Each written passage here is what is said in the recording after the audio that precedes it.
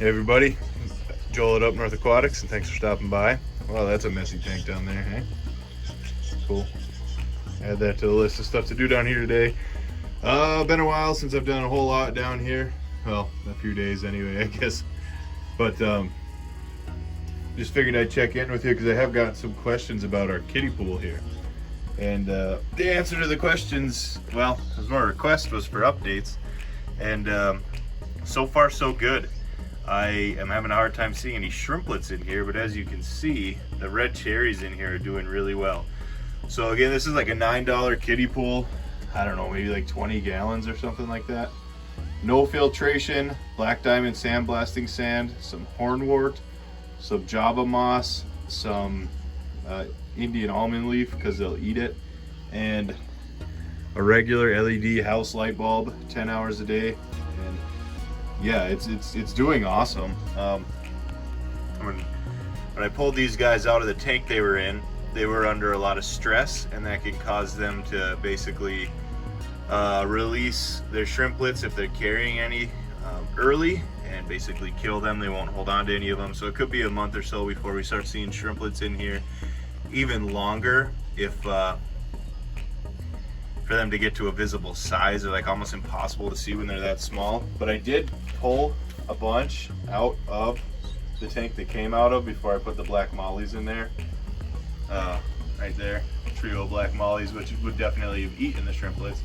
And I put them in here, and with the bacopa growing out of the water, which I thought was kind of neat. And I don't know if this is going to do it any justice, but they're in here and they're growing slow, as shrimplets do. But there are at least a dozen of them in here, and we're not going to be able to see any because they're still clear. But so we know that this colony of shrimp is breeding and breeding successfully, which is fantastic. Really good sign. And just the fact that they're all eating, constantly grazing, not losing their color, also another really great sign. So I suppose we can go around the room as it looks disgusting right now because I'm about to do my maintenance. So a lot of the warmer tanks or lidless tanks are low on water because all of it evaporated out and whatnot. A lot of algae and stuff that we haven't gotten around to cleaning yet. But while I have the camera out here and functioning, let's do a quick tour. And I'll leave you with that. Might as well start with the green Texas. He's doing awesome. He's putting on some size, putting on some color, and he's not like terrified anymore. Those of you who don't know, he was in here with two other fish that we'll see. Beat the crap out of both of them, so he gets to live here alone for now.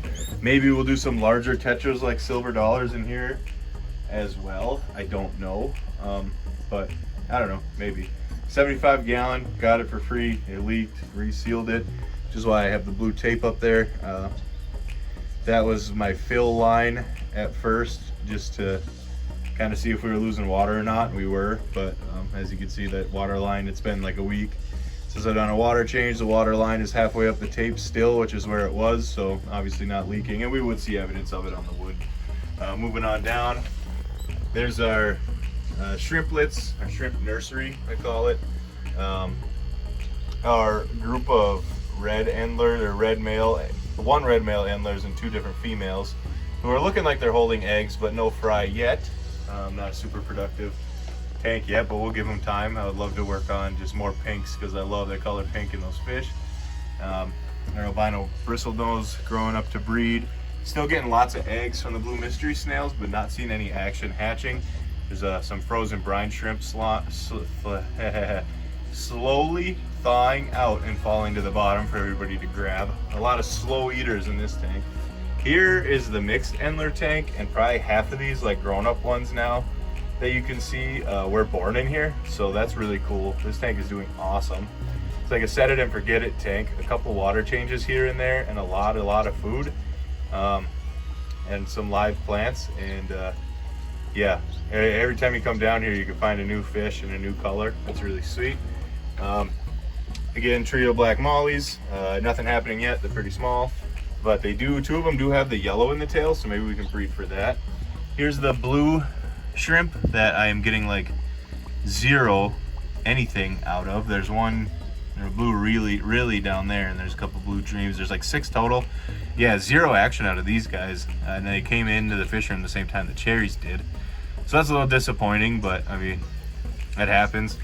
I'll see if we can't get some more. Maybe it's just like a wrong like male to female ratio. I don't know. Here is a tank for just blue ram's horns right now. I'm gonna put the blue shrimp in there, I think is the verdict, just because they'll do better on a dark substrate. Then we'll have like an all blue invertebrate tank, and that's kind of neat. So but we'll see what happens. I'll keep you updated. That'll also free up a 10-gallon for me, so give me a little more options for like stocking fish and whatnot. Here's another South American tank. It's a 125. See, this one loses a lot of water to evaporation because it is heated. There's our Bashir, who's like not growing much, which I mean, a little concerning because his tank mates are kind of outgrowing him here. All of our silver dollars, electric blue Acara. The black one is a true Jack Dempsey. This one, I forget what it's called, which is great. Oh, it's a really big one that's got like red in the front of its face, but either way, it's starting to show color now. There's our green terror in the back. He is not looking good again, so I'm gonna have to treat again. I don't know why I cannot kick this parasite that he has and why nobody else is getting it, but everybody's getting treated, and we'll see what happens. But he's not looking too hot, so hopefully we don't lose him, but it's a serious concern at this point. Here's a mystery tank, but I think I remember there being some tiger barbs in there, as well as the rainbow cichlid. Again, this is my pre-maintenance video. I always do like post-maintenance videos and everything looks cool. But yeah, so this is the reality of having a fish room with live plants and lights everywhere. Is it takes a lot of work to keep up with it. Here's our frogs and our red ram's horns. No complaints there. Everybody's doing well. Growing plants like crazy in this tank, which is sweet. Snake skid Endler breeding attempt. No luck yet, but the female's pretty young, so we'll give it some time. This is like that blue Endler that probably has a name that I don't know. And the one that just nipped at it is the female, and every other fish in there is their babies. And keep in mind, for every one baby you see, there's probably 10 buried in the plants that you can't. So that's cool. Our yellow labs starting to dig pits and show signs of breeding activity, so that'll be a fun one. They're mouth brooding cichlids, so hopefully we can catch some of that for the channel. That'll be super fun. The golden white clouds that are breeding in here and not outside, which is neat. Regular white clouds that I'm not seeing any action out of, but there are mops. Pretty sure the snails just eat the eggs out of the mops every morning, because they probably do spawn every morning as white clouds do.